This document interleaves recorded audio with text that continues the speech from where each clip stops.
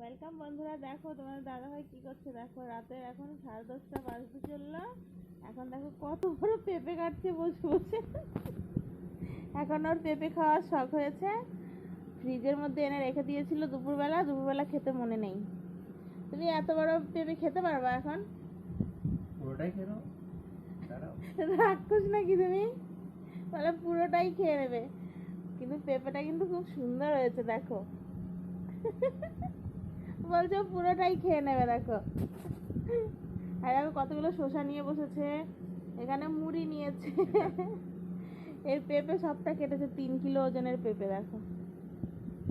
আর কাউকে দেবে না? হ্যাঁ, দিলে আবার কে না খাই? আমি তো সামনেই আছি, আর এই যে বন্ধুরা সব দেখছে, ওরাও তো ওয়েট করছে না খাবে বলে। তুমি বলছো তুমি একাই খাবা। দেখো পেঁপেটা কি সুন্দর লাগছে দেখো, দেখে লোভ লাগে না বলো? বলছে দেবে না আমাদেরকে। দেখো ওর মাথা খারাপ হয়ে গেছে, রাতে 10:30 বাজতে চললো, এখন সে পেঁপে খাবে, ফ্রিজের থেকে বের করে নিয়ে আসছে।